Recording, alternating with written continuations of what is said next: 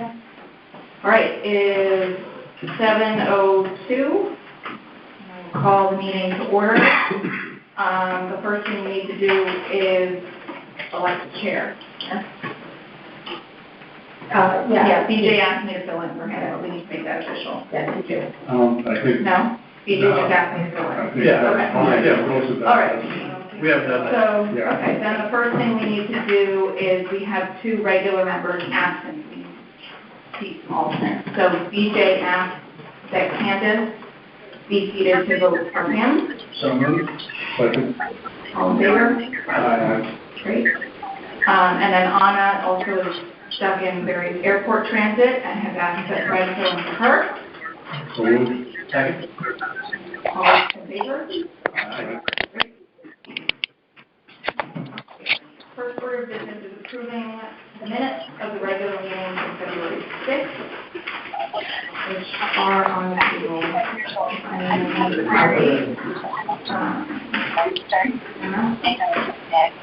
They were emailed. I'll move the approval of the minutes. Who's ever on the line, please mute your phone. Thank you. I'll second it. Great. Discussion.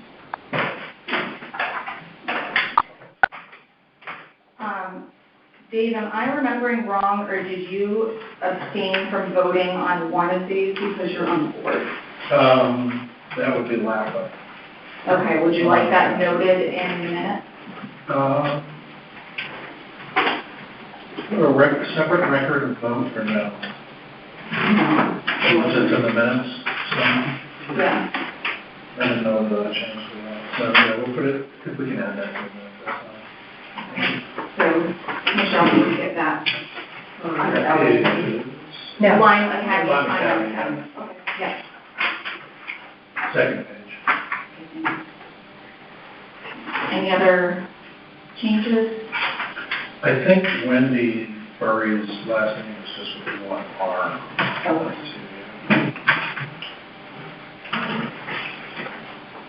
Also,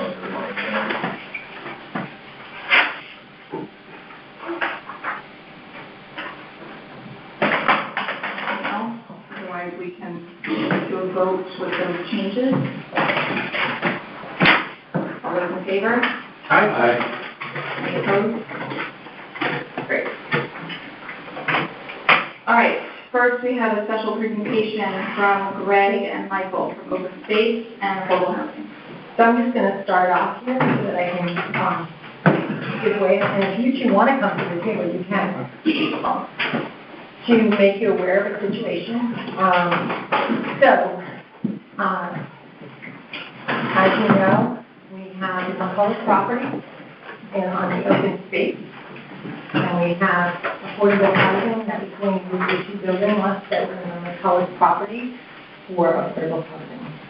So when we were working to transfer the land of the two building lots over to affordable, and the lawyers were looking at it, they realized, first of all, that nowhere in the documentation, although it was provided to the public when we were going to buy the McCulloch, that affordable housing or anyone would give us $100,000 for the two building lots should we decide to sell them and utilize the building lots. It was never documented in any of the deeds, transfers, or titles, or anything going forward. It was just in the presentation to the public in the town meeting. So also, although affordable housing had an ARPA grant for $150,000, when doing more entitled research, one of the things the ARPA grants cannot be used for are land transactions. So we came up to a little bit of a standstill, and we've been in conversation over the last 3 weeks, Greg and Michael and I, working on how we could solve this. And we're going to let them talk, and I'll do a little summary at the end. But who would like to go first? I talked to Michael, and I can start off because open space is kind of first. You got it. But it's chronologically. Okay. Right, it's somewhat chronological. So to recap, excuse me for looking at my notes. The town acquired 4 parcels of land, 267 acres, 45 acres, and 2 3-acre building lots from the McCulloch family. Each of those building lot envelopes has the potential for 1 home apiece.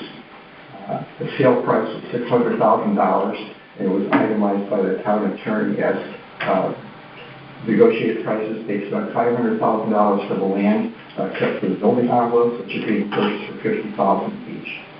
David McCulloch was an advocate of affordable housing, and Open Space was working with him to craft this deal. The deal was structured such that those building envelopes would be basically set aside or targeted for affordable housing. As Martha mentioned, because of the complexity of the deal, there were a lot of different swaths of land between the different family members, so we could end up buying contiguous pieces of land to get access to the land, so the privacy of people remaining on the property would be maximally achieved. The deal got very complex, and the sale price was basically lumped into one sum, and the details regarding the affordable housing component, as Martha mentioned, were just orally agreed to.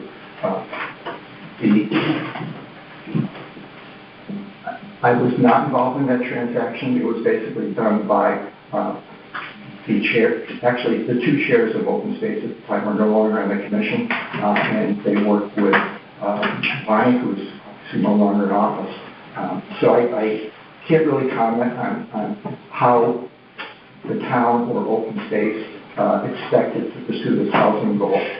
It was stated that since the town had paid $100,000 for the envelopes, eventually at some point that money would be reimbursed to the acquisition fund. How that would take place, again, I'm not sure what was contemplated. But I will say, though, that it was early in the town's effort to encourage affordable housing before Michael's commission existed. And it could well be that Hope Partnership had 2 parcels next to there, and it was anticipated they would do something and reimburse the town. Private entity, I don't think anybody expected the town was going to pay extra money for that property.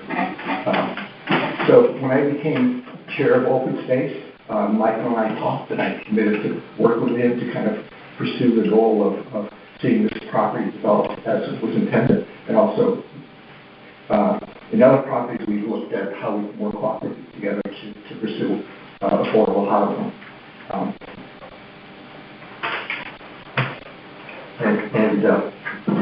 Michael will talk to you about his efforts, but I can tell you I understand that he's been faced with a lot of a difficult road trying to come up with the monies to do this. So as Martha mentioned, in our discussions between the 3 of us, I think that Open Space will make the gesture for the offer to not ask for that $100,000 to be reimbursed to the acquisition fund, so the town could proceed with development of those properties. That said, my responsibility is to meet the goals of the town's Open Space plan. That principal responsibility is to recommend to the Board of Selectmen, to you and other boards, possible acquisitions to preserve environmentally sensitive land and so forth. And real estate prices, as we know, have really risen dramatically in the last number of years. So my concern from the Open Space point of view is potential loss of acquisition capacity by not having those money to reimburse. On the other hand, I would mention that this board has been always very supportive of Open Space, and we really, really appreciate that. So I basically would like you to consider ways that we can basically work something out. So if in the future that we have an acquisition that we feel is really important for the town, that we can come to you and you consider and maybe think about how you might help us to achieve that acquisition. Now, Michael's got his 3 minutes. Yep, and in that 3 minutes, I'm going to run through 3 years of work. So, what we see about. Starting in July 2020, the Open Space Commission chairs came to what was then the Affordable Housing Exploratory Committee, which was the predecessor to the current commission, and presented the opportunity to build or develop affordable housing on these two building envelopes to the committee. Since then, the committee and the commission that succeeded has been working to take advantage of that opportunity. That work has always been based on what we were told at the initial presentation, and the understanding that the opportunity took the form of an option to purchase the building envelopes for $50,000 each, which would be used to reimburse the Open Space Acquisition Fund, and that option expired in September 2024, which is 5 years after the original purchase. And after that, if the building envelopes were not sold, the envelopes would be absorbed into the open space permanently. So the initial thinking was, considering the high cost of the land, that the town could retain ownership of the envelopes and lease the land to an eventual homeowner, and through that generate a revenue stream that could be used to reimburse the town for the $100,000 over time. In May, so that was the model we were working on, in May of 2022, when the Affordable Housing Commission applied for an Arthur Community Initiative grant to support planning, site work, and construction costs for an affordable housing project utilizing the envelopes, with the expectation that the lease approach would be used at that time. In August of 2022, the commission was awarded $150,000 from the ARPA grant. We were very happy to hear that.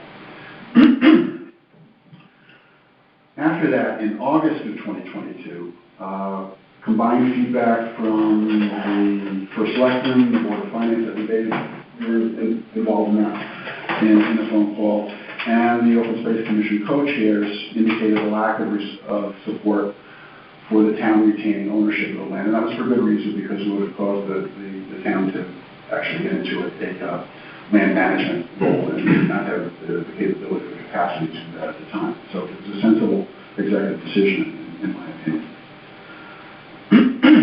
There was support for seeking a partner to acquire and develop the land for affordable housing. So fast forward a year, in June of 2023, the Board of Selectmen voted to enter into a partnership with Habitat for Humanity of Eastern Connecticut to develop the affordable housing. Planning for the partnership went forward on the understanding at that time that the ARPA grant could be used to directly reimburse the Open Space Acquisition Fund for building envelopes, after which the land would be effectively donated to Habitat for Humanity, and the balance of the grant would be used for the project. The balance of $50,000. Fast forward again to January of this year, just a few weeks ago. During the final preparation and review of a proposal to the town to approve transferring ownership of the two building envelopes to Habitat for Humanity that included use of the ARPA grant to reimburse the Open Space Fund for $100,000, it was determined that using the ARPA grant to purchase the envelopes and reimburse the fund would not be allowable use of the grant. We actually had the material written up with that, and it was an 11-hour and 59-minute decision. And all the lawyers agree on that. Yes. So, here we are. Habitat for Humanity is a not-for-profit organization with the sole mission of creating affordable housing. They depend on grants and donations, a substantial portion of which are land and in-kind donations of labor and materials rather than cash to fund the project. It is not feasible to ask Habitat for Humanity to raise and transfer $100,000 to the town, especially for 6 acres of land that is only allowed to have 2 units of affordable housing on 6 acres of land. An outfit like Habitat would put more than 12 units. So it's very inefficient in terms of the normal course of affordable housing. Any requirement to do that would effectively kill the project on the spot. As was mentioned, a deep review of the original acquisition of the open space confirmed that the 300-odd acres of land, including the building envelopes, was purchased by the town in 2019 as a single transaction for $600,000. and there were no terms specifying a 5-year option to sell the building envelopes or reimbursement of the open space fund in any form for any amount if the building envelopes were subsequently sold. Acknowledging that there were those discussions and presentations, what I believe that does is it gives us some flexibility because we're not legally bound to take that course because of the nature of the actual transaction with them. So at this point, the building envelopes continue to exist. The opportunity to create affordable housing and fulfill the visions of the Culloch family remains. The town has a willing and capable partner in Habitat for Humanity and a $150,000 grant that will go a long way towards achieving the affordability objective for a project which is going to be extremely challenging in the current market. However, in light of these very recent findings, the town now needs to find another way to effectively donate the land to Habitat for Humanity to go forward. So essentially to donate the 6 acres, which is a small fraction of the 300 plus acres at the border of the full open space. While there is not an option, the ARPA grant expiration is in December of 2026, and it's going to take some time to do the site work and build the house and construct the home. So time remains of the essence on this project.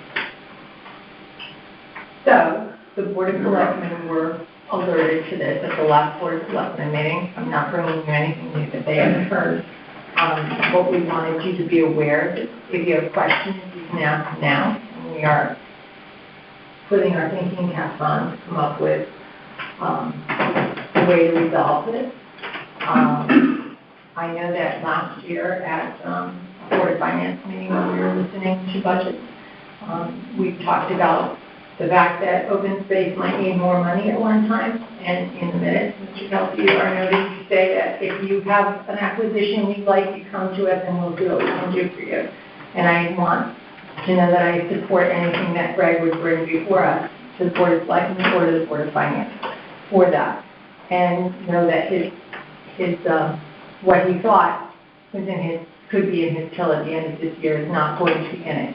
And if we kill this project, we will not have those affordable housing. And so we are putting our thinking caps on of what we should do, and we're asking you to put yours on. We're not asking for action tonight. We're asking for you to think about it, and probably within the next few weeks of one of your meetings, we may come before you with an idea that you will be able to vote on. But if you have questions for either one of them, now is the time to ask. I would think if it change, no matter what any of us decide, it's going to have to go back to a town meeting. Because it's basically changing what the town voted on. So, in terms of the transfer of the land, the town hasn't voted on it. This all surfaces as we preparing to go to the town to seek approval to convey the property to Habitat for Humanity, and then they would pick it up and bring the project forward, the construction project forward. I would also, excuse me, Mark, but I would also mention that the three of us have been meeting in pretty long and interesting conversations, and neither of us have had the opportunity to present this to our commissions yet, and Craig's the first open space member of the three of us. So, we wanted you to be aware of what was going on. So what happens to the $150,000 of ARPA funds that could not be used now for what we thought they could be used? My understanding was that Lime took whatever they were allocated and just dropped it into their general fund, because below $10 million, it was kind of non-accountable is what those guys told me. What we agreed to at our town meeting, when we went to the town meeting presentation for our funds, we said any unused funds would be returned to the social services fund. Social services fund, okay. So it goes into a fund, which the Board of Finance and Board of Selectmen can decide whether that gets transferred somewhere else or not. No, well, depending on need. Anita has to file paperwork with the government, with ARPA. The federal paperwork has to be what the funds are used for the next few years. So can't be transferred into The reportability doesn't change at the end of that September 24, or whatever that deadline is. No. I- For the next few years, we have to report out. I think, and again, Lime may be wrong in what they did. We did a lot more reporting than all the people who stole money from the government, that's for sure, right? But I just wonder if it should be revisited, the level of accounting that's required for under $10 million. And the only reason that I asked that, because I did look into it at the time, and I think that Alan Chinas and Steve were right in terms of the way that they read the ARPA language. If there is any flexibility that it goes into town funds, and then we can figure out what we do with it from there, that would be the easiest way for us to accomplish what the goal was originally. The contract that I signed specified that the funds were to be used for the purpose set out in the application. And the application purpose that was set out was for planning, site work, and construction costs for affordable housing on the two building envelopes on the Kohler family buildings. And my recollection of the conversation in September of 23 or whatever it was $100,000 was to go to open space and $50,000 would be used for the development costs and that sort of thing. That wasn't broken out in the budget. It wasn't, I know that it wasn't, but in our conversation, that's roughly what we did. That was the expectation at the time. Yeah. So, I mean, if it ends up that the 150 goes into social services funds, is there like further accounting where $50 that is spent out of that fund needs to be reported and all that stuff, or? Some money would be used for seniors or people in need in our town. And Well, senior social services is a broader. Well, social services on the way it was provided would be social services for gas, fuel, and other needs, food that. But again, just, I'm suggesting that maybe the language says that, maybe it doesn't because I don't have it in front of me. And if there's flexibility there, that would be good. Social services is a broad envelope, and I would argue that housing folks is also a social service too.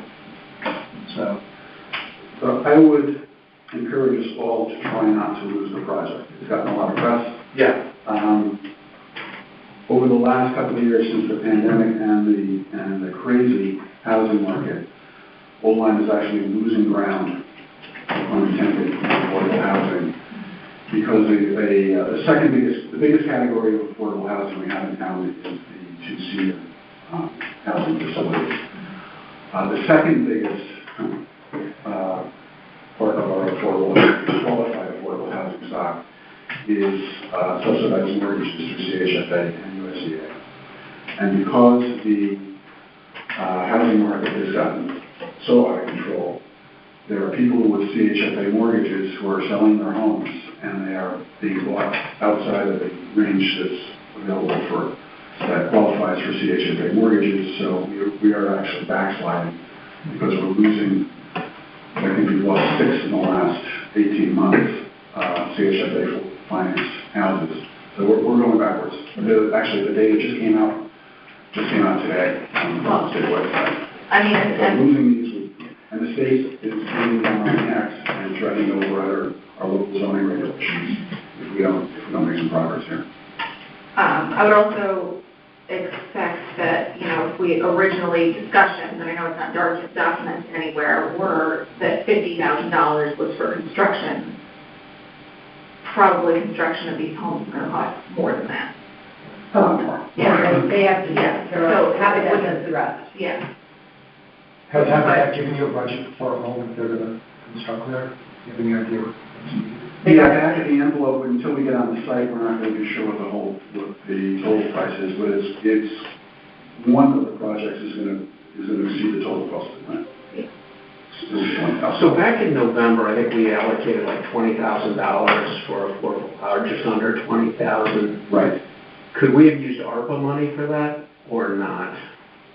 It's not trying to second guess, but apparently there's going to be expenses like engineering expenses, et cetera. Can we begin to spend some of that money on those? The funds we requested, they're for thanks to the deliberations you guys did at that time, they're under a general line item of contracted services. The grant itself says that it's going to be used for planning, site work, and construction. What we requested those funds for was to do the upfront work to subdivide the two building envelopes.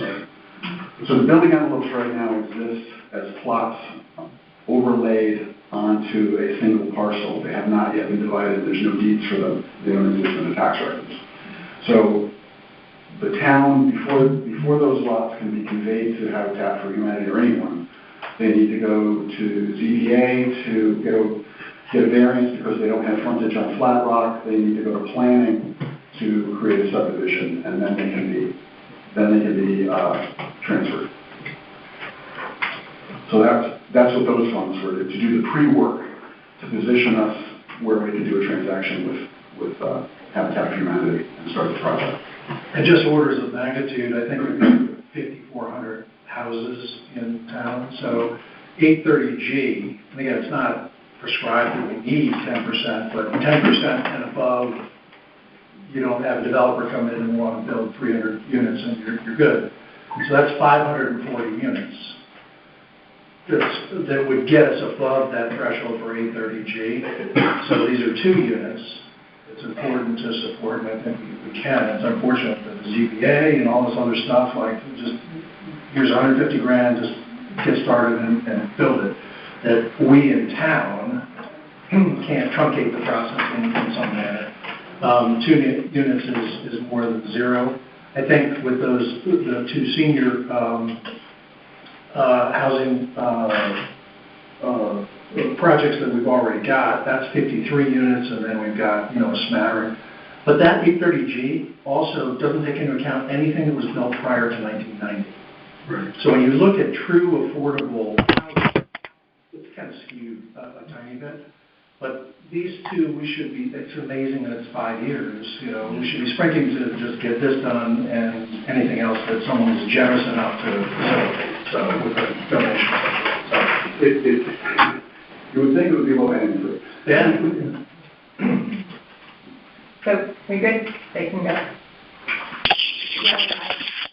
We're not taking any action, No action. just for questions. Just Yeah. questions and to bring you up to speed. Yeah, thank you both. And I appreciate all the hard work both of you have done, because we had moved mountains over the last 2 weeks. All right, moving into the budget, we're starting with 206 Lime Senior Center. And Stephanie is on. So Stephanie, if you would just identify that you can hear us. I can hear you, yes. Can you hear me? Yeah, we can hear you. So Steph, you don't have to say too much. If they have questions, that's really why you're on. So, in 206.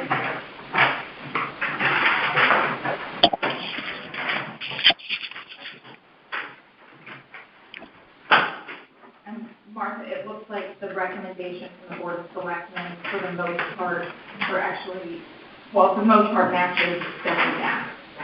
Yeah, With a few small twinges. Electricity. The miscellaneous other. And we have to talk about possibly a couple of things as far as salaries. We need to go over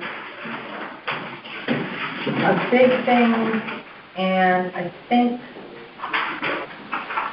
you're definitely going to see increase more in the contracted services because of the fact that Stephanie has to find places in town to hold the rent. Yes. So, I should probably know this. Refresh me on the salary. So Stephanie gets paid by Old Line, but she supports, obviously, Line and Old Line. Like, how do we get reimbursed for her salary? I bill Portland, and they pay, I believe it's 25%. Okay, perfect. Percentage by population. Yeah. And that's for all of the Everything. senior center expenses. Yes. Yeah. Before even the expansion, also there's percentages with everything. Yeah, so it was just so it's clear across the board. So Martha, with the comment on contracted services, is that suggested that the numbers that we're looking at are those that we should be voting on, if we chose to? That's for contracted services, yes. That's what the Board of Selectmen approved, requested, and we felt that it was But it's appropriate. the change from last year, so there's a significant increase in contracted services from what was requested for this year. Oh, so not Right. suggesting that what's No. requested needs to go up, right? Right. Okay. That's just the increase. So what we've done in the past is we won't have salaries Right. for a little while. Yeah, a week or two. Is we voted on everything but salaries, just to make some progress. So I think there are some changes, not just the percentage though in salaries. There's some requests for increased time. Right, Correct. so, But the salary committee's meeting Monday night, Okay, Yeah. yes, we will. so that's where that'll be considered, okay. before it's brought back here to the full board. Right. But just so you know, I know that some, back in 22, 23, there was a discussion to change step hours to increase hours to a 35-hour week, but it wasn't to put her on salary, to put her on 35 hours a week. So it was still an hourly rate. So we have done some discussion on making her salary. And we can go into that as a salary. But, so yeah, I think we're good. All right, does anyone have questions on specific line items then?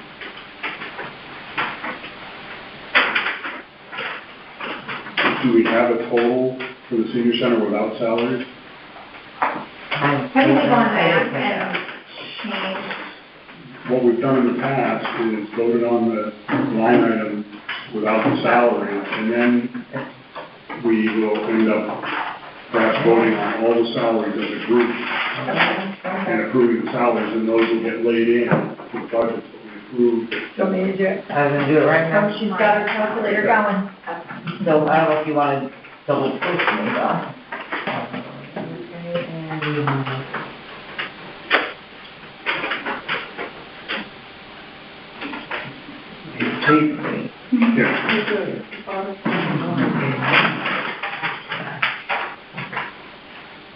Oh, you want me to take out the board clerk too, right? No, Without the the- clerk, Or just, I can leave no, that one in? that's fine. The Okay. clerk is That's why it's on the standard agenda. for their meeting. So just the three we each want to, And, what is it?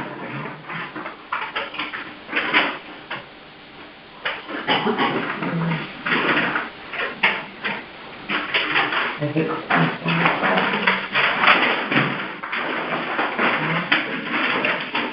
You can do a quick check. yeah, I'm sorry, It's okay? I get clear.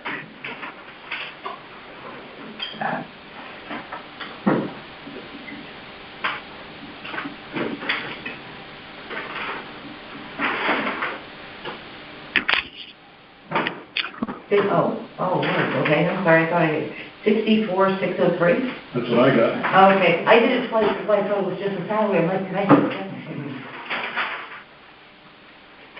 All right. I make a motion for senior center operating expenses for next year, $64,603.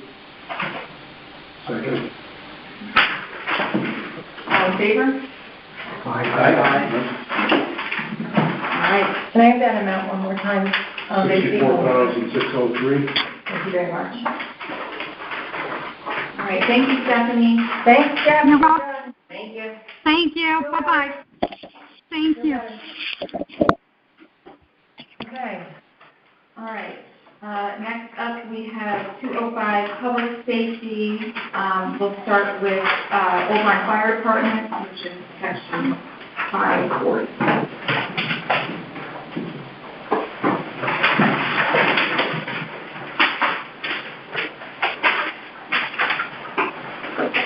All right, do we have the fire department or?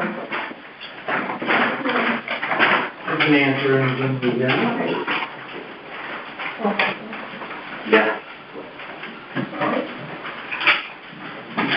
did Martha look to me like the Board of Selectmen agreed with most of the requested amounts? We did. And Andy was nice that we heard their budget request. Your budget's always very well put together and documented. I think, I feel like detailed. We get 16-page, Yeah, which details every single item. Okay. And I believe that's what a copy of the book. there's a copy inside your book as well behind it for documentation.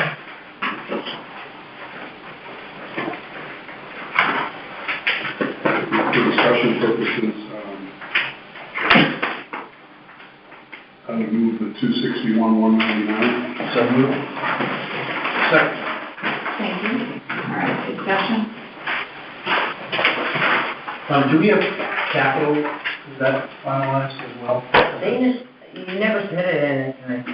They never, I never. Yeah. It's on the top of the first page of their book. Oh, is that? We There's put in the about- capital. There's 4 or 5 spreadsheet. items. It's not an extensive one, but Oh, it's on there. it's on the top of the page. Right That's here. historically where we. Oh, the fair. Some accounts, right, I'm operation. not. We Yeah, had that- originally I think we have that. Jeff, There was just a couple of other things that they. fuel adjustments, electric adjustments, I We mean, took they're really, care of those, yeah, for the most part. Oh, I have to.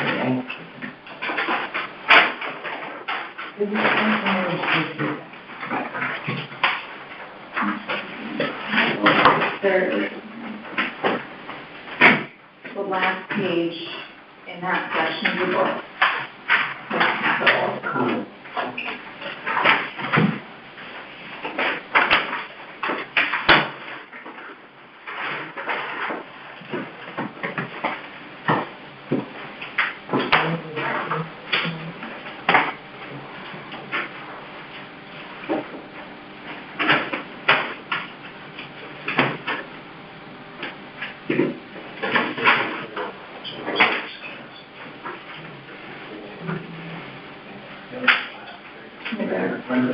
Just a few items.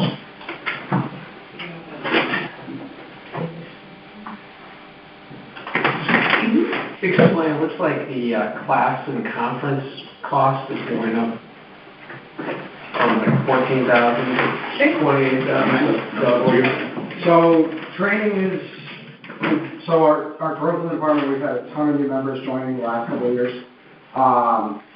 The last couple of years, because of budget restraints, we've had to restrict on what we can have for training. We actually have hosted classes and done a lot of legwork and put time and effort put into hosting and doing classes at our department to get free seats in the class. OSHA, NFPA, there's all requirements on training that we have to require. It's about $5,200 per live burn that we do. We have to do 2 live burns a year. With all the increases in membership, with all the increases in requirements, burnout on our side as instructors, we have a limited amount of instructors in-house now, and what we're doing is slowly burning them out as well, we're training 3 times a month usually, but those trainings require usually 4 to 8 hours of prep on the instructor side. We only have about 4 instructors in-house anymore. So we're trying to do more third-party because the instructors aren't getting trained as well. Between increased requirements, increased costs of the classes, increased amount of members joining, it's driving the price up on everything. And to keep everyone, even the instructors, the problem we're running into as well is the instructors are doing all the training, but we're not able to do trainings ourselves because we're committed to doing all the training. So we're trying to bring in more third-party vendors to do the trainings rather than us do as many in-house to prevent burnout and grow our skills, but also we're sort of exhausted the resources of hosting classes for free seats as well. And then the increase of requirements by OSHA and NFPA have driven costs up as well. We have almost $11,000 a year in just live burns we got to commit to. And those are very labor intensive and require a facility to do so. So they actually end up bringing a tractor trailer truck down to do them at our facility. So we don't need a facility here like Saybrook or any of the other surrounding towns have. So. And you'll see training materials has come down, Yeah. because oftentimes the companies we're bringing in to conduct these trainings, it's built into their, if they need replacement of materials, because what we've utilized with their training is built into their cost, so it gets absorbed elsewhere. Thank you. Although, I'm sorry, I misspoke, it was the one that you were supposed to get back to me on was the stove. That was under capital improvements for the 7,000, if you were to do the stove or not. That's roughly. Coming out, didn't we? So, Yeah, I oh, thought, you need to hear back from us on that? Yeah. I thought we talked about We pulling talked it about out it, you because said of you all were the gonna money we get spent back down to there me. this year. You just said that someone was gonna get So back the to stove is me. okay, they really just need to be used more often. No. So take it out? Okay. Yeah, we're gonna take it out this year with the amount of money we've spent down there in maintenance, it's, the Okay. building's getting out of And then hand. it's also, chief interior shower and garage door openers was on a list for you. Garage door openers, is something that Eric is Yeah, getting there, quotes on. there, okay, I believe he will have quotes on his side of things for that. okay. I don't know if are they in there, Did he get them? I know we met with them. He had it on his Okay. list, so it's still good on your side, okay. Yeah, and the shower things are probably next year. But those will go into your capital line item. Yeah. And they'll be, Eric will help direct it and get the quotes for you, and will oversee the project for you, but they will go on your capital line. Okay. I just have one question looking at capital. The last one on there, Forestry 38-2 replacement grant. Yep. It just seems strange to have something listed as a grant under. So we applied for a grant to replace that truck, Uh-huh. and if we get it, the town's portion of that grant is $12,500. So it's a placeholder if we get the grant. We might not get it, but if we do, the town's portion of the grant is that $12,500. And Mike, what's the percentage? 10%. 10%? So And I believe- $120,000 vehicle, The 250,000. Yeah, 5%. Oh, Yeah, 5%. 5%. Yeah. Great. Okay. Better. Yeah. And are we gonna finally get rid of the forestry truck from 1960? That's part of it. Auction it off or Yeah. something? I think there's requirements by which it can be done Well, because of the grant, but. not on the grant side, but on the town side, yes. If we get the grant and replace the truck, then it would go to the normal town asset auction. Okay. Mhm. Yeah, I was discussed when we replaced it before, and the price was still there. Okay, great. So the two big ones that stick out to me are Marine 38-1 replacement, 31 grand, that's this year. Right, that's already spent, that boat is done and actually here. Okay.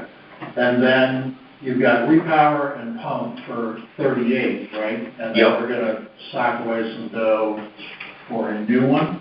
Correct, so repower and pump for the big boat for this coming year. And then the, starting 25, 26, we wanted to start a replacement account for that boat out to 2035, I believe it is. 2035. So we don't have to do anything this year, we can have that deeper conversation next year. Right, right, it's not in for this year. You're trying to give projection. Projection. Yeah. Thank you. Yeah, thank Yeah, you. the repower, we had to replace the engine. Yeah. Yeah. Or the Everroot, and Everroot went out of business. Yeah, yep. So parts are an issue. Any other questions? We have a motion, did we have a motion? Yeah, I think Not yet. Andy made it last second. Michelle, you had a motion to discuss for Right, 261, 199, Russell and Kelsey. Great, sorry. Should we move to a vote? All right, can I just ask Yep. a question? Where are you getting that number? We don't have that. Oh, sorry, am I at the wrong? No, 261, no. I'm just looking at the bottom of public safety going to fire. Right, you're looking because the other ones are under capital. The other ones The are. other ones are on the 300. They're only doing your We're operating. just doing the operating budget. Ah, okay, You sorry. good? Yeah, that's good. Okay, yeah, no, sorry, the Yeah. operating budget. Yeah. All right, so 261, 199. All those in favor? Aye. Any opposed? Great. Motion carries. Thank you, guys. And then you also have to do their emergency service incentive plan. 01-205-0570. 0570. That's under number 6. though. That is under number That's another, 6. yeah. I have fire protection. No, That's in I know, but I Oh, don't, okay. emergency services, I don't think, it's a retirement account, I don't think, they don't really need to be. They don't need to be there. Oh, okay. For retirement. We're good with that, it's just your You're welcome retirement. to hang. All right, so moving on to 0550, which is fire protection. This is a single one for $51,000. That fire hydrants? Fire protection. I don't know. Isn't that fire The hydrants? Connecticut Water, The Connecticut Water. Bill, the Connecticut okay. Water Company support the hydrants in the town. And we get billed by the hydrant. So if we add a hydrant, we get billed more money per year by Connecticut Water. Gotcha. So that's not a number we have really any control over anyway, with the bill that comes. All right, so a motion. So moved. 51,000. Well. Well- 51. Second. Discussion. And then, yeah, I just have a question, because have we gotten a bill at all? or We is that- did, we just paid it this week, I just checked it off the register this week. So the 51 is good. Anita has a letter in here as well, from the Connecticut Water letter, it should be in your backup document, so they also provided us with a letter. Good. Um, Just checking that it wasn't placeholder or something. No. Oh, here it is. 5% increase, Yep, over last year.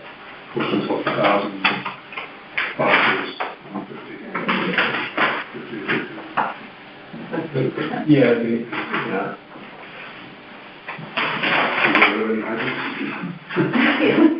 Yeah, so Anita, I think That says be limited to 5%. Limited to 5%. So, yeah. that the letter states that it will be limited to Current water 5%, is expected to but be we put in 2% 2. override. We added 2%, but the letter states that it will be I limited think to you 5. I think you put it after it. Say again? This follows on or about Yeah, July these were already, I think it was already printed in the lower two minutes, but it's dated 124, but when I got it, it was actually already printed. So should we amend it to represent 5% increase? 52.5. 5. All right, so a motion for 50, well, do we need to vote down here? We probably need to Amend vote. the motion? Or I guess we amend the motion, right? Amend the Okay, motion. amend the motion to 52.5. And we have to ask whoever made the motion if they're happy with I'm that. happy with that. You good with that? All right. Yeah, it was after the selectmen already, yeah. Yes. Okay. Any further discussion? All those in favor? Aye. Any opposed? All right, motion carries. 0560 fire marshal. David's not here, but Anita and I can certainly see it, and there were some candidates, were you here the day that they presented his budget to us? Yeah, I was here. You were here too. Yeah. So we should be able to answer any questions that you might have, or we will try. We will do our best. We'll do our best. Have you So right looks like down the here? selectmen eliminated the fire marshal, part-time assistant fire inspector. We did. David's in the process. He has owns me some homework at the end of the week for us to see all of his inspections, and he's up to date, and when the rest are scheduled to get done for the rest of the year. Great. Great. So there is an addition of an admin assistant. So, as you know, Kathy Hall was part-time for both Mark Whalen and Dave, and she filled in for Dave for not only his assistant here, but also his PMI. So she was basically half and half, for emergency management, and and fire marshal. So when she retired, we only replaced Mark's assistant at 20 hours a week. And what Dave is asking for is 10 hours for emergency management and 10 hours under his fire marshal budget, which, under both. So you'll see them in both lines, but Anita has put 10 hours in it each. A week. 10 hours per week, so it would be 20 hours per week total. And what would they do that is not being done now? Because Well- we've never had an assistant, and in the past, Dave had a lot of paperwork that he needed to catch up on. So, She has had an, Kathy Hall was an assistant when she retired earlier this year. So when she retired, we only replaced a part-time for Mark. We didn't replace part-time for Dave at that time because of the fact he did have help catching up on his paperwork for fire inspection. So we only replaced a part-time person as from a full-time person. Kathy Hall was full-time, working for 2 departments. I don't remember ever talking about Kathy doing work for It Dave was as fire always marshal. done. And Anita will have her, can back it up with salary data. Well, why wasn't it attributed to fire marshal then, historically? It was paid under building and it was for, that person worked for both of them.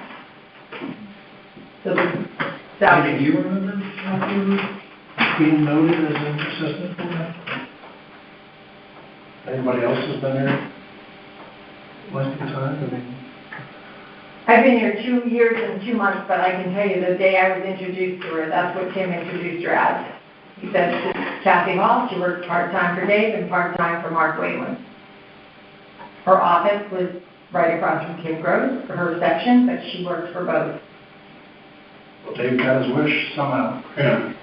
I mean, because we have had employees split between departments that their names have shown up in both areas Yeah. in the past, in the budget. In the budget, the salary for Kathy was only under building. That's what I'm saying. In the past, we have had people working for different departments, and half their salary, if it were Yes. 50/50, would show up under one, and half would show up under the other in the budget. And that's It one should, of the yes. things that Anita's correcting, so that we can actually see, but it's supposed to be. And they just, Mark and Dave just do not want to share the same person. It's too difficult during the day to. So I told Dave that he cannot, there's no office space, so he has to share his office with whoever it is that he has. So is this gonna be incremental or no? This 13,000 compared to last year? So it's obviously incremental in this line item, right? Maybe 26 basically, because you're paying her 2 parts. And so if I go to building, will I see 26 going down to 13? I'd have to go back to. They're at 40 something, was it, and they went down. No, and because Can this you person just, is. what we're looking at, I need it, can you refer to the line Management. would be under, Go find. Incrementally? No, but what was just Yeah, described hold on. was, hey, I don't you know. know, Dave has always had somebody Yeah. and he split it between buildings. So if we go to, I building. her salary, yes, right.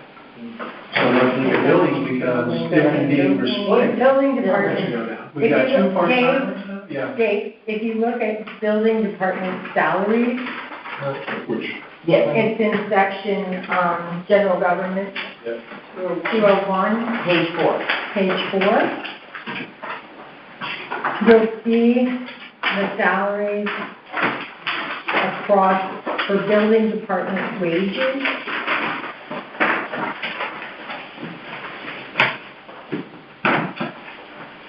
You'll see that it was at 45,140.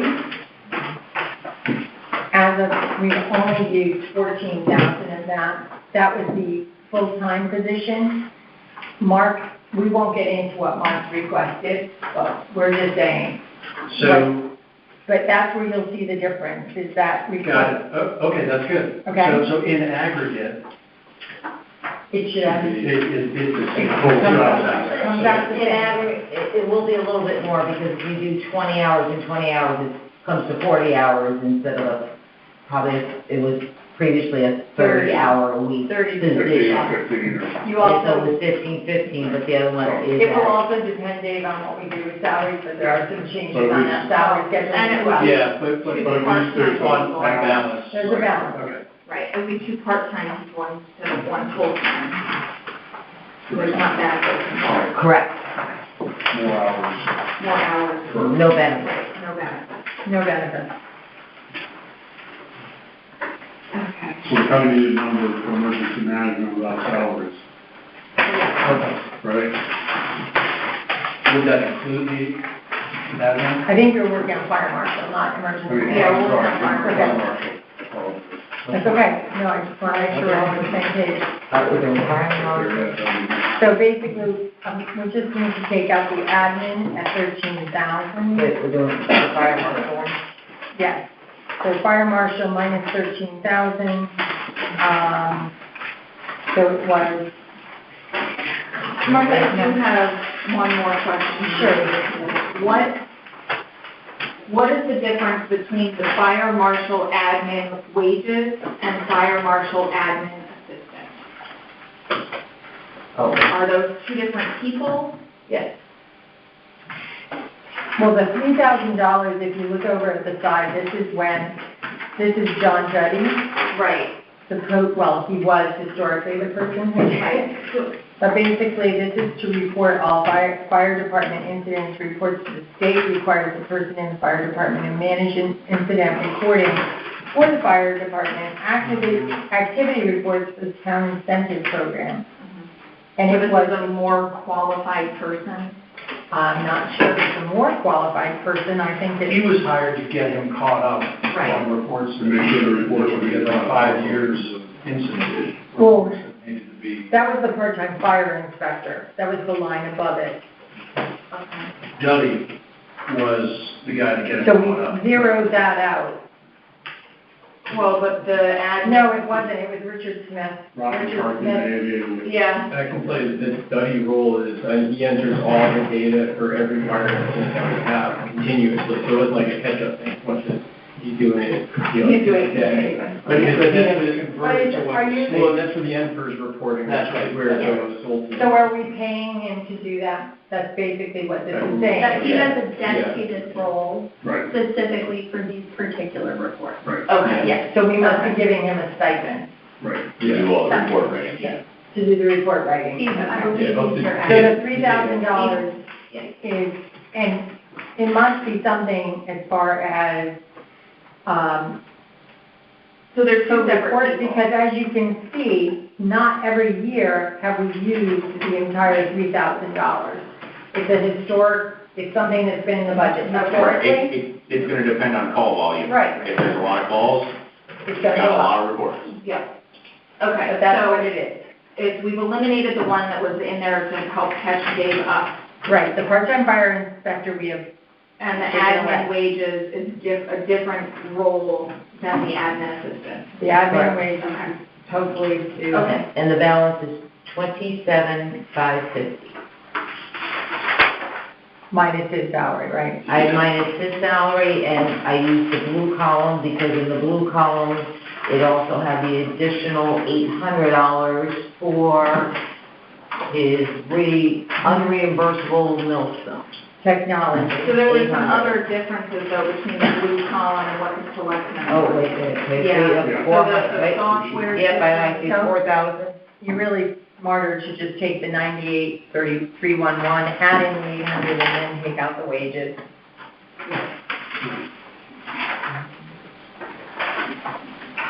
So we want the 800. But we also took in, Julie took down, software. You And, decreased, I had another question.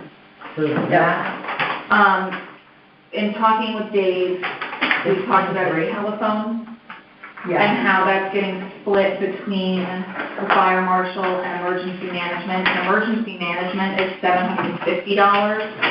because it was originally 1,750. Right. So we put 1,000 here and Right. 750. That's what the I thought it selectmen's was getting recommendation. split 50/50.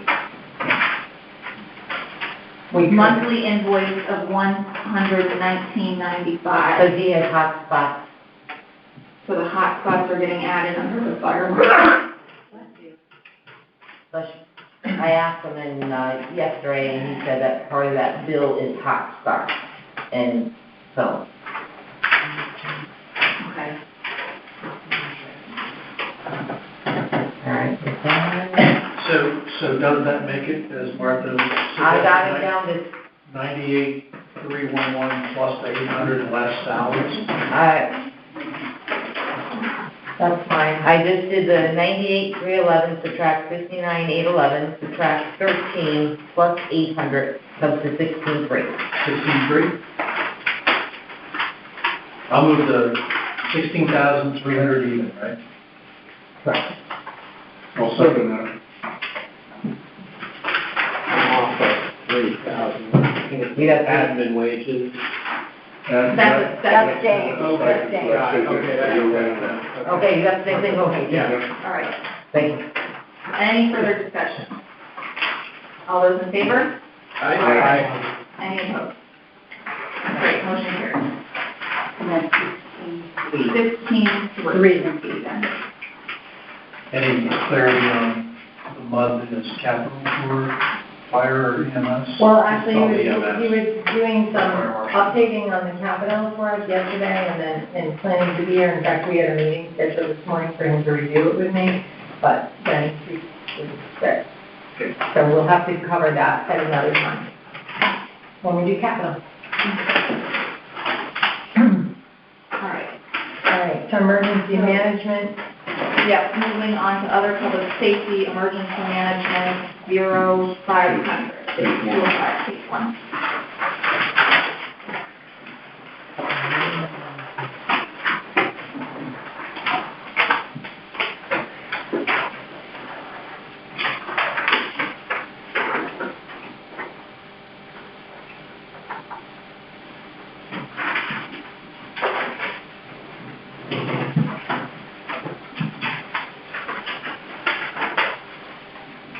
I needed more of a question about this year, but the actuals for salaries and wages seem really low this year. Is someone not getting paid well, this is It's the paid once a year. once a year? stipend position. The way it was done is it was, and I think this was under bonding, at the end of bonding saying that, and Andy, you may know more about this, but basically the $10,000 is added to the salary line for fire marshal and it's linked together to get 30 hours? I think? 30 hours. 30 hours. And then he's supposed to be on call for everything. Okay. And it's a salary position. It's a stipend. So he gets the 10,000 added to his thing, but it only gets paid out, you only pay the stipend out twice a year. Is that what you did, or did they put it together? I think they put it together. I think they just did an entry at the end of the year He gets to paid, offset. the 10,000 gets added to what his salary is for fire marshal, Mm-hmm. and he gets a check every 2 weeks. Okay. And it just doesn't come out of here until the end. It's not in the budget. Yeah, it's not, I guess the program doesn't take the percentage out of here, I believe it's just your software, it's just one of those journal entries that you do at the end of the year to square it all. Okay. Remember how he used to say, I have 120,000 reimbursement, and we used to put 120 on the line, and then this year, Anita said, no, that's a grant, not something we put into the budget here. It goes on to the grant. It goes on to the grant, yeah. We used to put $120,000 on the income side. Right, right. Prospective grant, and 120 on the expense side. Right. With the clear understanding that the 120 expense would get spent Spent. unless we got the grant. Right. But that, So they were a wash. what They were no, happens, in essence, because he always did get the grant, it overtaxed folks, so. Yeah, that's just So Anita felt that it was better to clean it up a little bit. and that was for the auditors also, for the fact is, because when I came here, the money was not collected, it was just as a receivable, and the money was collected this current year. Mm-hmm. So because it was a receivable and it's a grant, it should be in a separate fund because it's for tracking reasons.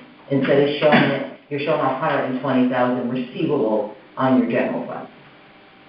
Mhm. So, emergency management salaries, the request was 10,000, Board of Selectmen, suggestion is 0? Because if you go to the next line, in emergency management wages Okay. are broken. He put it in place, it was there for the 10, and then he added another line for the 12, and while we were discussing it in the meeting, we found out it was the same thing. Okay. So that's why one of them has a 0 and the other line has it. Then this comes out of the EMPG grant, which is up to $5,000 would be reimbursed Okay. if we spend 10. But this year, the requested amount was 22 grand, combining those two items. Next year, the request is 12. Right. So does that effectively give him a reduction or not? No, it's gonna be turned back, it's not gonna be spent, that other line. That 10 isn't getting spent this year? No. Okay. That looks like in past years, well, I guess in 22, 23, only 5 was spent. Right.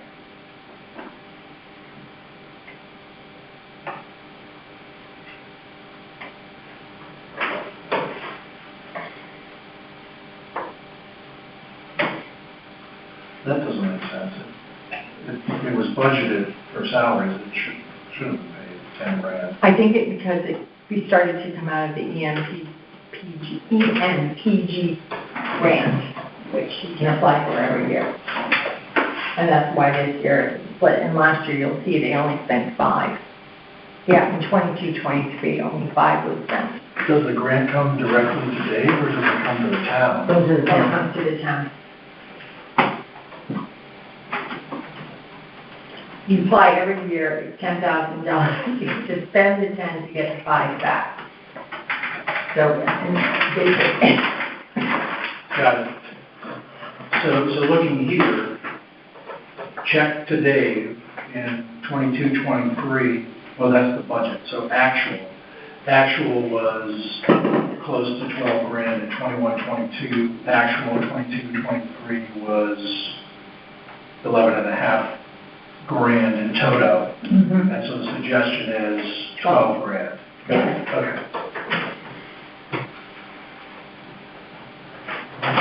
What is the dam engineering inspection? I haven't seen that before.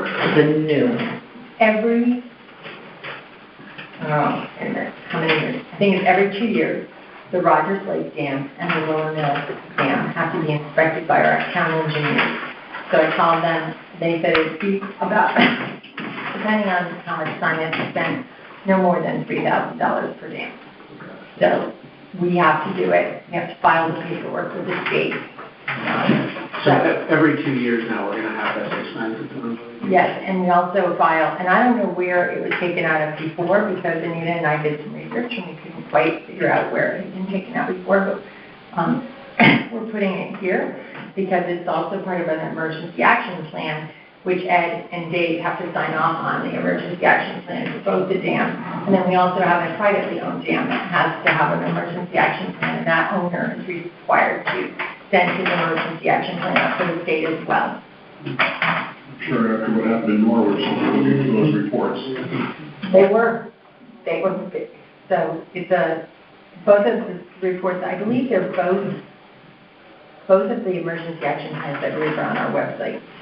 So it's just the 3 dams that are impacted, we have We 5. only have to inspect 2, the Residential and the private ones, but there are other dams in town. these are the only 2 that are required by the state that we are supposed to inspect. Okay? I got the letter from the state saying, don't forget, your inspection's due, it'll be, the engineers are due to go out on October 24th to do the inspection. So the recommendation from the Board of Selectmen is to fund a part-time, that would be incremental, a new part-time admin. For what, again, and that will be at the salary committee, That, we'll discuss it more. that if he has part-time admin, works to 20 hours a week, we'll see how much So, of a help that person is. right. All right, but we can reserve that conversation. Yes, on right, Monday yeah. and then. Yep, find right, out. yep. So without,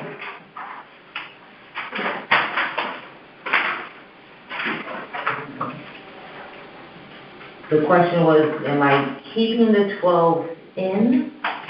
Or no, we're gonna put it No, you're keeping, right now, you're keeping the 12 in. They're going through it. They haven't made any recommendations. okay.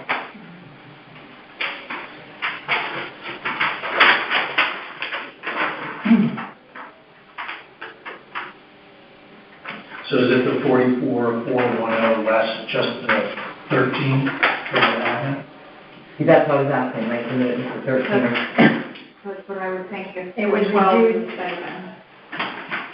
10 hours a week at $25 an hour, maybe less than that, depending on where they're. Well, no, just for approving the budget. Yeah, that's what I was talking about. Approval. Without the salary, yeah. It's just the 13. Without that the we're taking 13, I got 31,410. Yeah, that's right. Yeah. All right, do I have a motion? Second. Seconded. Seconded by Dave. Any further discussion? All those in favor? Any opposed? 31,410. We all intend. Thank you.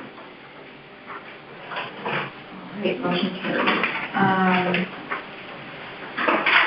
Section 0510, Valley Shore Communication. Towards the end. It's right after where we just were. Oh, sorry. Valley We've got a letter from them already. Yeah. It's in the back. So, can I have a motion for the 168, 480. Yep. I'll move that. Second. Any discussion? Yep, I'm correct. No further discussion, to a vote. All those in favor? Aye. Any opposed? Matt. Yeah. All right. Section 0520, ambulance. Jane is here.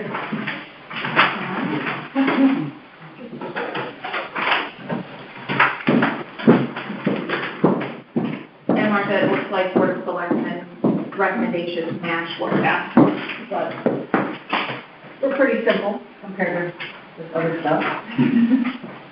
So, I picked up this stuff from Tom, so I think we're basically 5 lines. Yep. Yeah. Got rid of the full-time thing, because we worked that out without saving benefits. We worked out a nice system where when we don't have our paid people there, we have a stipend where our volunteers can work, and it's very clearly labeled stipend. And that all comes out of that one fund. We don't have much say over the fuel. Fuel is fuel. We don't have much say over the contracted services. That's the paramedics that come in. They bill for that to the town, and we need them. They combine the uniforms and gear, and we still need education, and we haven't used a lot of this because we haven't been really good at doing that, but we're gonna get better. So that's pretty much it. Great. They also have 2 to 3 new review staff starting. We just hired 2 in the last few months. Great. So they'll be trained. And uniforms. And uniforms. Gear doesn't really count for it because we don't really get special gear for them. I don't know how much everybody knows about what we do, but we do fund a lot of this through our billing. We get grants. We have volunteers that do a lot of extra stuff. One's good at getting grants, and we have a very generous person in town who's donated enough to do our whole training.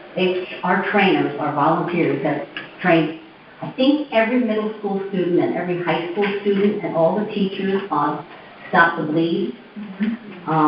They've also gone to churches with AEDs, and this is all the volunteers. And I have to say that of all the towns around here, and this is for real, we are in better shape than like all the other ambulance associations because we have we work together. You guys pay our paid people during the day. Now, in our little town, I really wish you guys would know some of the stuff we do. Sometimes our case people have a 12-hour, very boring day, and they clean the rigs and don't have any calls. Today, we had 4 calls between 10 a.m. and 4 p.m. in town. Wow. The one rig, our case people were out on a call, and there was a car hit a tree. That's the fire department. And then I think that was our volunteers that showed up for that. If you guys remember, it was, so the second rig got manned by volunteers from town. And they're not on the payroll, but they get a stipend for doing any call. We have 3 rigs that sometimes we don't even have to get 3 out, but we can get 2 out. And each rig costs between around $300,000, if I recall, $300,000 a piece. Each stretcher costs over, with 3 stretchers, each stretcher costs over $30,000 a stretcher. So I think we do pretty good managing our stuff. We have the 3 ambulances. We also have a Tahoe, which you might see the responder around town, and we encourage people to go out and go to Big Y with the responder because they're there. We want to be visible. And they can show up on a call quicker than getting the ambulance there sometimes, especially from 6 p.m. to 6 a.m. when that's all our volunteers who are calling out of bed at 2 in the morning, 3 in the morning, and sometimes we do that. Our big thing is we need space. Our Tahoe sits outside with hooked up with a plugged in because we need to keep it warm. We have medication in there. We don't have space to put that. We also have 8 officers, and 7 of us share one desk because we wouldn't dare touch the treasurer's desk. And we don't have space for another desk. But anyway, we're pretty simple. We have some money. We buy our stuff. We buy a lot of expensive stuff. So this is the cooperation we need from the town, and it makes it function. So I hope it works. Thank you. Yeah, thank you. The number they're asking for is 182.5. Do I have a motion? I'll make the motion. I second that. Thank you. Any further discussion? All those in favor? Aye. Any opposed? And then I'll throw my next tip. This is our 75th year we're celebrating this year. And we hope to, nothing big, not like fire department, but we want something small. We're hoping in the fall maybe to have an open house at Cross Lane and invite people in, just something casual, but to come in and see our stuff. We got a lot of stuff. And they're trained to use it. And so I was kind of hoping that we would get Cross Lane fixed up a little bit because it is not in great shape. The bathroom floor is falling apart in the women's room. We really need that stove. We fixed up the kitchen 2 years ago. We have a new refrigerator, which we bought, donated. The kitchen looks lovely. The stove doesn't work. If we turn on the gas, the whole place smells like gas. We cook there. We have meetings there, well, 3 times a month. We cook, we do food. Anyway, we were kind of hoping to get it tidied up a little bit before the fall, so that we're presentable to the community. And that's it. So you think that there's a smell of gas? Oh, there is, not a question. And the fire department thinks that it burns off after the initial lighting. Is that correct? The smell of gas is because of the pilot lights that need to be lit when the stove is lit. I'd be happy to do a class for anybody in the ambulance that wants to know how to use the stove. They turn it on when we're going to use it, but if it's on, the whole place smells like we're going to blow. And we don't use the stove. Call the fire department. We don't use the stove much at all because of smell. And it's gross. Nobody would use that stove. Is that something Eric and the fire department can get involved in and They evaluate? assured us we were going to get a new stove. They just took it out of the budget. They told our people we were going to get a new stove, but they want that stove there. It's an ugly stove.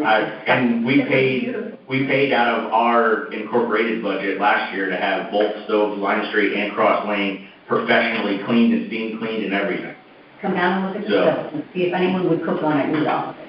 Cook off of it. It works. Absolutely, anytime. It's not a pretty stove because it's commercial, so it's bigger and bulkier than, but it's probably a $20,000 Viking stove. It's top of the line, but it's a commercial kitchen stove. It's not pretty to look at. It's commercial. It's like any restaurant would have, so. Call me down, I'll come look at it. Come look at it and see what Call I. me when you're down there. Yeah. Call me and I'll come meet you. Okay. Please invite me also, so I can show you. All right. Okay. I'm all set. All right, thank you. Sure. All right. The bathroom. All right. Well, I'm just saying, that's not under our budget, I'm just saying it needs work. All right, Retirement. one more on public safety, section 50570, emergency service retirement. So, she's coming to the, okay. So where are we? Retirement? Number 6. Oh, 70, I don't think, all right.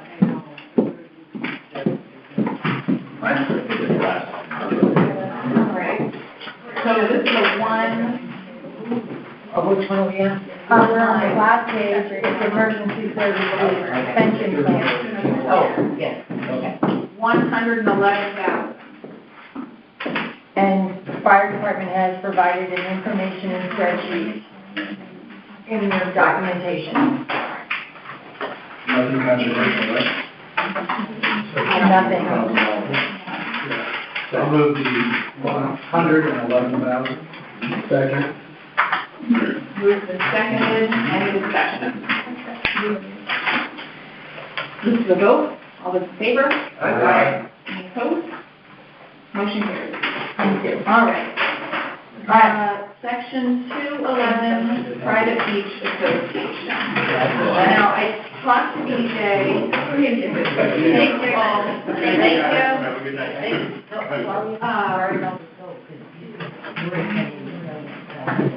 So, All right. I put an X on it. And, what we're doing tonight is just voting on the bottom line number and the actual breakdown between all of the beach associations will be done at a later time. Okay, and so there is a spreadsheet there for you with it, a so tentative. this was sent to DJ with using the formula, so basically. But basically, we approved the bottom line. The bottom And line, that's you our want role it? in the past. Yes, yes. I have enough paper on. No, 95. I need a bit time to navigate. That's, Right. So, with last what? it was 86, and the board selected it, up to Oh, 95.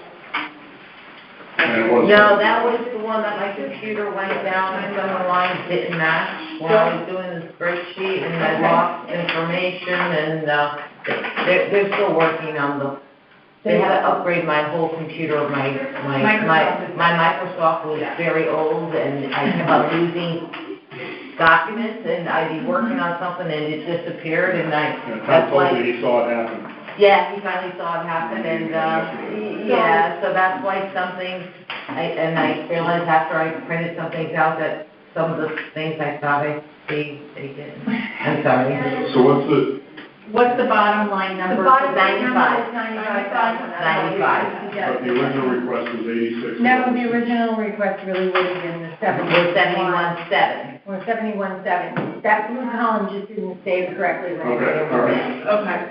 So, sorry, you're gonna have to list that mistake on. Wait, so the request was 71,700? Well, the request was 71.7 the same number forward that we probably had for That's, 2 we've years. been adding that 71.7 for multiple Yeah. years. I mean, Never reached. Scott's here. Scott is here, he's got more history on it.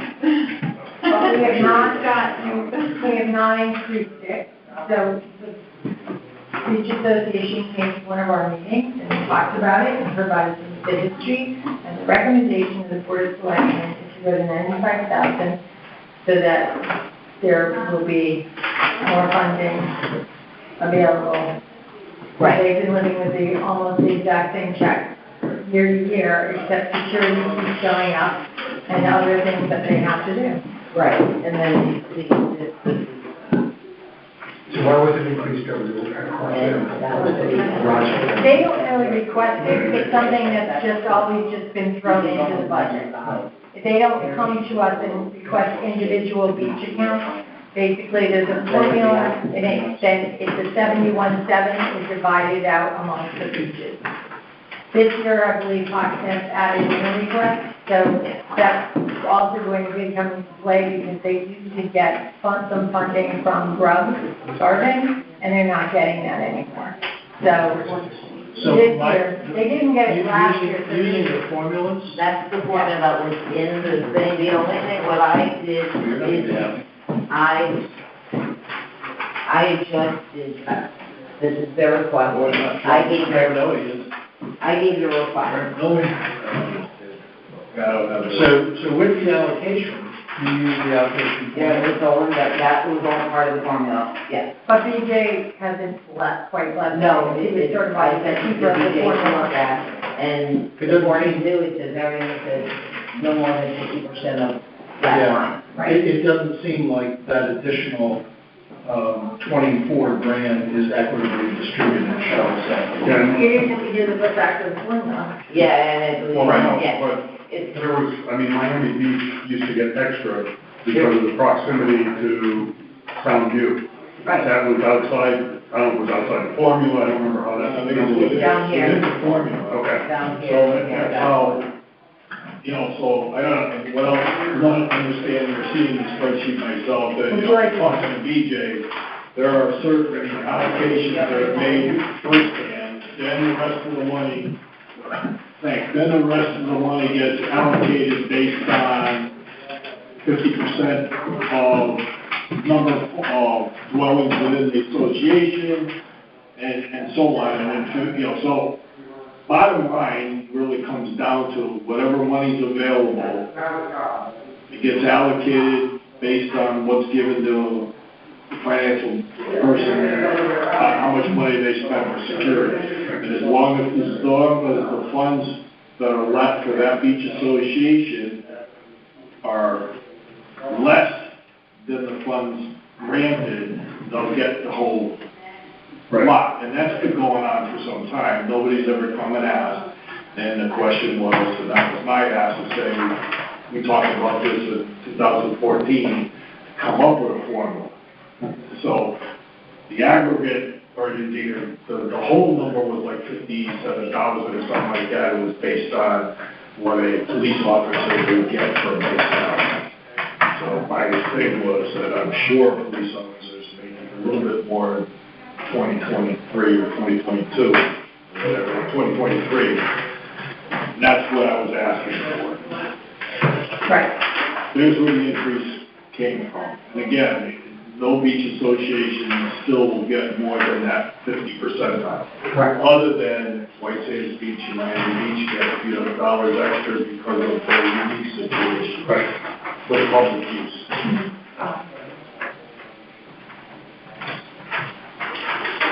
So you don't have to discuss the allocations, but the 95,000 is what we suggested. And if they want to change the formula, Well, that's that's a your different committee. that's, Not us. For this year, Yeah, I mean, I guess I I agree that they should have an increase. It just seems like making up for a lot of lost time in one fell swoop. Yeah, I think that's a good point, Andy, and I think that's kind of what my pitch was to the selectmen, but also to BJ when I talked to him, and also to the beach associations. This is something that should be looked at least every couple of years. I mean, you know, not every year, but I think every couple of years there should be what's the pulse kind of thing, opposed to, Doing it in one shot. I mean, whether it's a 2 or 3% or in line with what the budget's going up or what our salaries are going up, on an annual basis. Yeah, so if That's kind of like the cost of living. we had an increase. Because your expenses are gonna go up just like ours are. so I do believe that there was some figuring, taking when 71,000 started, and then they started adding percentages going up and then rounded it out to 95,000. think it's been 10+ years at 71,000. Yeah, I would agree with that. Well, It might be longer. And I mean, but if you equate it to, cost of a police officer, and that obviously can change, based on their tenure. Top of the line is around 83,000. Bottom of the line is 64.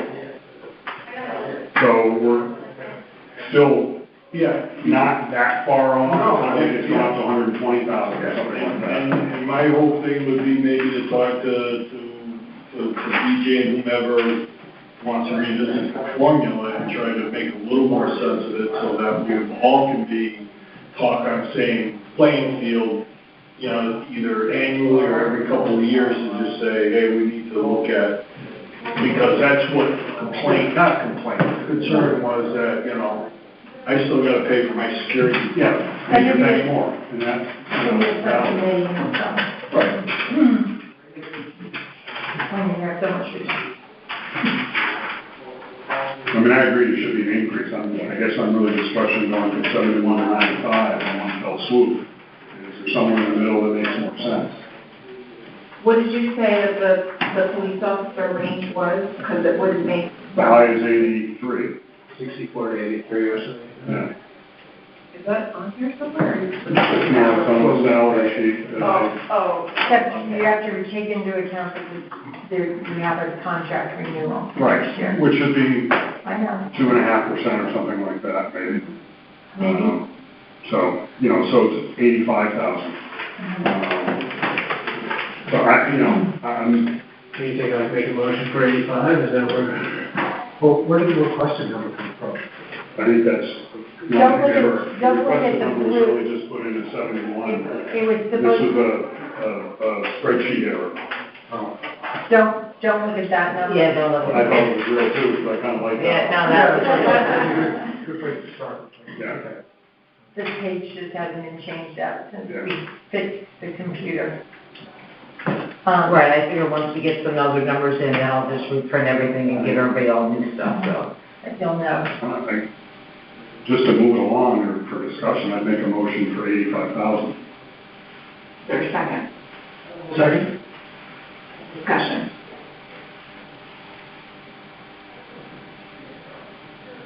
It's reasonable. Yeah. Not part of the motion, but it should be looked at much more frequently. Yeah, I agree with you. Yeah. I mean, to sit there for 10 or 12 years with the same allocation when they're using it to pay wages. But again, if the original logic was tying it to the cost of a police officer, 85 feels better than, it's not arbitrary. No, It's the it's same in one. range. Yeah. Anyone else? All right, all those in favor of 85? Aye. Any opposed? Motion carries. Okay.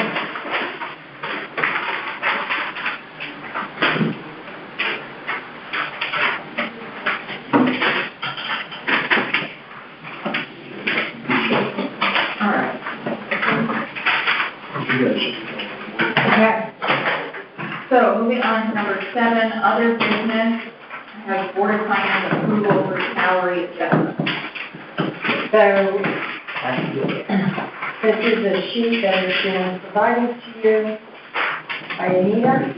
As you know, part of the salary study, and we had a salary study on Board of Selectmen meeting, about a week and a half ago, I believe it was.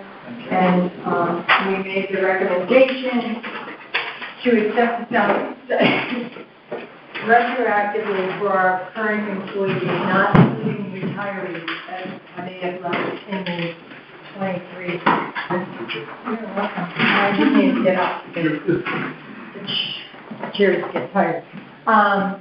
So the Board of Selectmen unanimously voted at that salary joint meeting between Salary Committee and Board of Selectmen to retroactive to January 1st, use the salary study and to promote people to their proper grade, because everything was reassigned, and also to their proper step. And the cost of that would be $23,115.25, and that would be going through the rest of the year. So it's from, basically, from January through, those would be our increases in salary. Which is in the budget. It's already been in the It's already budget. in the current year's In the budget. Because the budget was, the salary line was accommodating the fact that there would be salary changes with the salary study. Great. Yeah.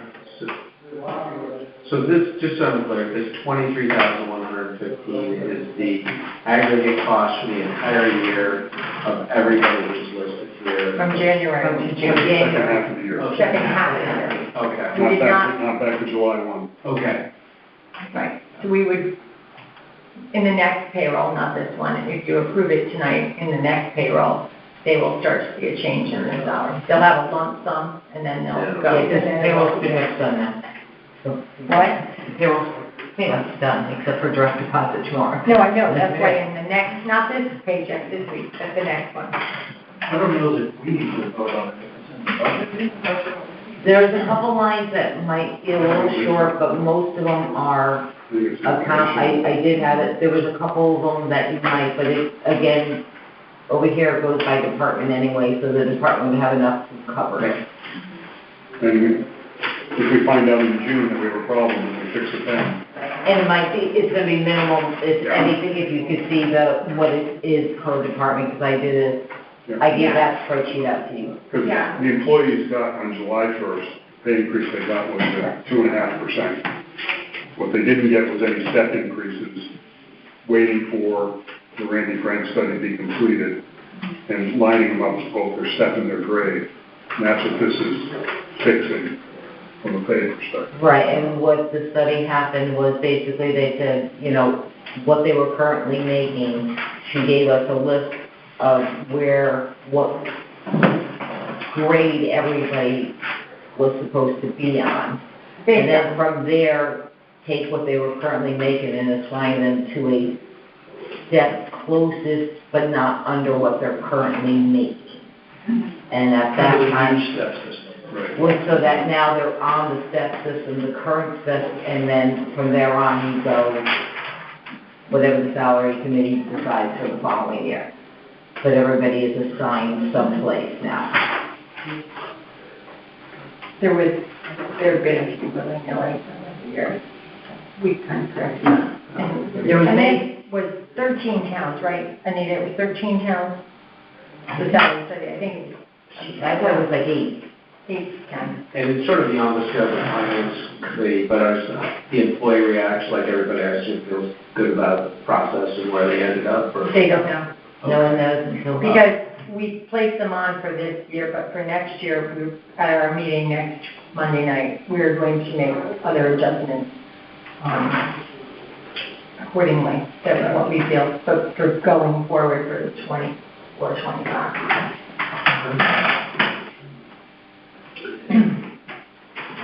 So you don't need any action on this, it's just informational. It was our understanding that we should have you left it. That's what we felt. So we said that we did not feel comfortable issuing checks until you were aware, and that even though I know you voted on the budget, but it's up to you, but basically because it's retroactive to January 1st, we felt that we should come to you and ask you to left it. We'd like a motion acknowledging that we received and discussed. I think that's too detailed because I'm uncomfortable agreeing to the town clerk without seeing the survey and everything else. And it's 23 grand. We can approve the 23 grand as recommended by. You're not approved just the grade, we approved, our two motions were to provide them the new grade and the new step effective January 1st. Remember, Dave, basically their salary didn't change that much in most cases. Oh. So we just assigned it just so that we move forward for 24, 25, we know where they are. But I think we're struggling with the nature of the motion that you're looking for. Okay. So could you, I guess, approve the Board of Selectmen's recommendations for retroactive salary? Acknowledge it. Acknowledge it? Acknowledge is not, you're not saying yes. Because we gave you all the salary study, and I had the salary study paperwork. It's kind of like the town report. If you do, Yeah. I don't think we need a motion for that. And we It could be in the discussed it, minutes, it's but we reflected in the discussed minutes, and we discussed it, and then Martha Yeah, I don't gave think you need the a information. motion. Oh, okay, we didn't want to do anything wrong. Well, you wanted a motion? She wanted to, yeah, it's black check. I think, I mean, I think we discussed if it. it's in the minutes, I think it's fine. No one seems to disagree with it. Okay, all right, great. We had a chance to discuss it, and Yeah. We were aware of it? This is a regular meeting, so I'd like to move to add something to the agenda, if I could. Okay. And that's to revisit the resident state trooper, because I think we have a revision. We do. Is that right? Right. Thank you. We have a motion and a second. I'll second that. All right. All those in favor? Aye. Great. Perfunctory, this is the number. Yes, so the letter came in, as you can see, was after the police already were here. So instead of the 187, you did this. You have that, right? No, just the one line, the 162 goes up 2.5%. Right, but we approved the total. Right, but the 25 is only there, just the one line. It'd be that close to 25, but it's. No, yeah, but the total simply goes up. The 187 is what we approved in the minute. Right. That's what we approved. The 162 is one, is gonna go to the 1.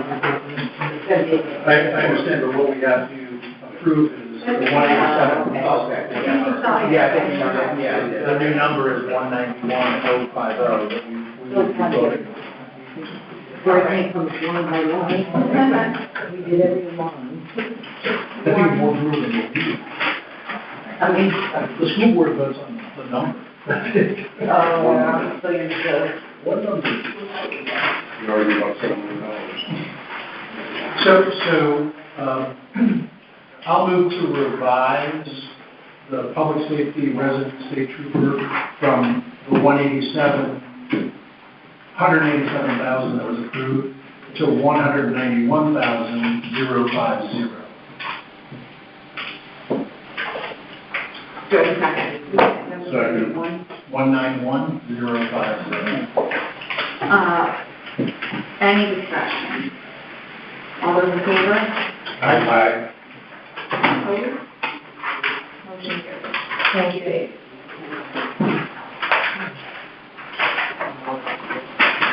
All right, we're still under other business. Anything else to bring up? Move to public comment. Yes. Yeah, so, one of the things that wasn't brought up, and I brought up in the meeting, was to, request for the beaches, or the area along the shoreline and the line, some kind of a fund that would be allocated monies once a year. If they get used, fine. If they don't, just gets rolled into the next year. Thought pattern in my mind was, say, a $20,000 figure. It would only be used, or the fund would be set up for crazy extreme weather that we had like last year. We had just docks and boats and trees and everything floating down the river and caused mayhem along the shoreline, especially in this area here. And my thought would be that we could, the town could assist in the cleanup of all of that stuff, up to 50% when that would happen. Hopefully it will not happen this year. But, as we know, the tree issue, that I was involved, unfortunately, but that went back and forth for some time. And maybe there was a 50% offer, and somebody hothead got in the way. So what I'm trying to do, and I did talk to Dave Roberts quite a few different times during that time, and you know, it was kind of one of the things that we thought of as a possibility. And I thought, you know, I wanted to throw that to the finance board as well, because I didn't hear it come up from the selectmen. So I just wanted to give it to the finance board to offer some assistance to the beach associations. Although, as you know, I hate the word private that they put in there, we are taxpayers. A rather large tax base. I represent one else. You don't want to see my tax bill. The town has the ability, in the case of emergencies, to take action and clean up if they deem necessary without approval of the Board of Finance. And to protect property, so I would think the Board of Selectmen have the ability, without us creating a fund, that would have to be voted on any expenditure being made from that fund anyway. In the case of an emergency that they deem necessary, I would think they can take action, whether it's through the Emergency Management Department or the Board of Selectmen. It's fine. We got to take care of this. We got a problem. If that is the case, I'd leave it with the Board of Selectmen for a recommendation. Yeah. I mean, rather than tax all of us, that $20,000 that might get spent, might not get spent, us knowing full well, things happen during the course of the year, that extra allocations may be necessary. And if it's under that $20,000 threshold, we can allocate that money. But in cases of emergency, the town has to do certain things, or should do certain things. I guess it comes into play. Well, that's I live in one of those things, it's a fine line, and if you go on the website, you go on data out there in the world, you know, Connecticut is Connecticut, you know, and old Lyme is old Lyme. So, to me, it was, the tree thing was really bizarre. Yeah, that is bizarre. And it's not one of those things that, you know, if I lived in another state, it would have gotten taken care of, or maybe even another town. Yeah. So, and I just, you know, I hear what you're saying, and we do have to do select person, so. But maybe it should have might be different. I'm not debating whether it should have gotten taken care of or not. I mean, it did impact the beaches in our community. So how does that work? Is there a contingency fund that you can draw on? In case of The general fund. It's a general fund. You know, to me, in my little brain, I'm sitting there, at least if there's somewhere, and, you know, if somebody's got to manage it, like the Roberts or the selectmen, that's fine. But the money, it's not like you gotta go through a vote, you gotta go through everything. It's like, this is set up, in case it happens, we have the funds, we don't have to go through the act of Congress to go and take care of an emergency situation. So that's why I'm trying to set up something that's, we don't have to go through hoops. I don't have to sweet talk somebody. I just want to have it taken care of. Yeah, we got to probably pay half the bill is what I'm saying. You know, to me, I think it's a good thing to work together as a community and say, well, at least we know we have something. It still stinks. We got to clean this mess up. But at the end of the day, everybody can feel better that you have some kind of organization on how to go about it. We have a situation, one of the beaches, White Sands, which there's a drain at the entrance to the town parking lot that tends to get plugged with sand. I think I've voted maybe 3 or 4 times over the last 20 years to split the cost of having that pumped out, repaired, whatever's needed to be done. We don't set up a fund for it. Board of Selectmen comes to us and says, there's a problem. Yep, the pump went again, it burned out again, we gotta fix it. And White Sands and the town will share the cost. I don't know, what was the Board of Selectmen's response to Scott's request? I think we heard it briefly, we didn't add it into the budget at the time. I think we're really trying to work hard with the beach areas. And I think the response could be a little different. You know, I think there's a lot of things that we can learn from what other towns have done. You know, there's this local town, you know, here that the community went out, picked up all the branches, put it all together, and they had bonfire on the beach. Yeah. I mean, that's how, you know, communities get through things like this. And we can find some good ways to celebrate sad things together. I gotta change something. That's what we do in our neighborhood. Candace and I live in the same neighborhood. It has that private sign on it. The town doesn't plow our roads, the town doesn't do anything. We cut our own trees, we pay to have our road plowed.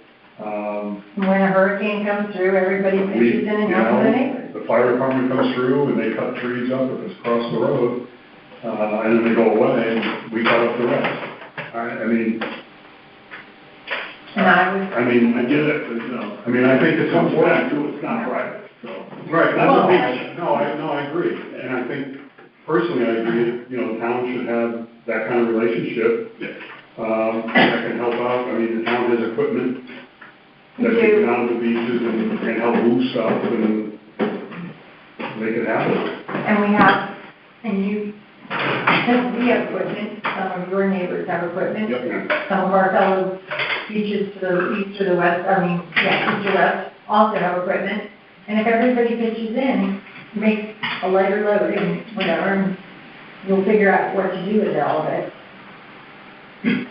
Okay. And there's 3 inches of rain coming tomorrow, according to things, so please note the crib may flood. Please not snow. Oh, I shouldn't do that.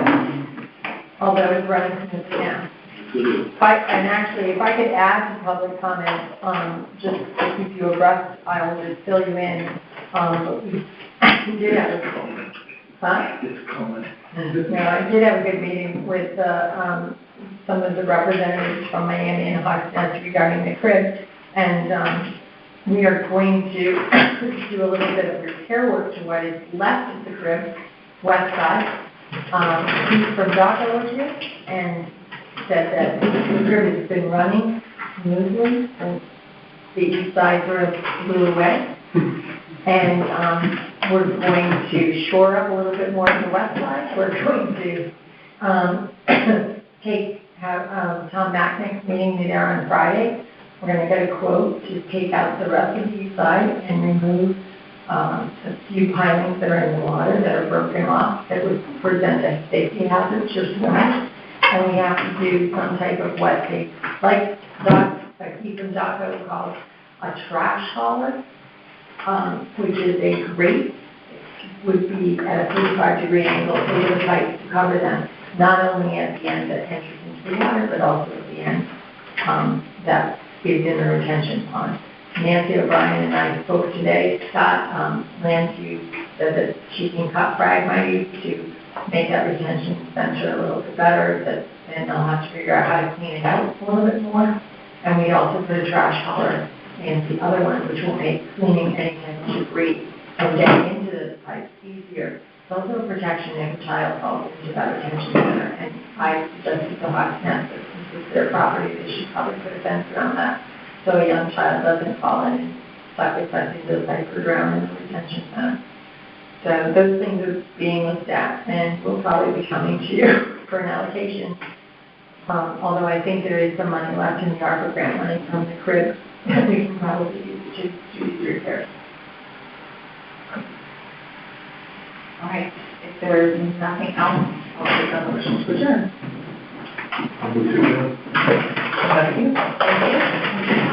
Anyone on the phone, thank you very much for attending. We're turning you off. Bye.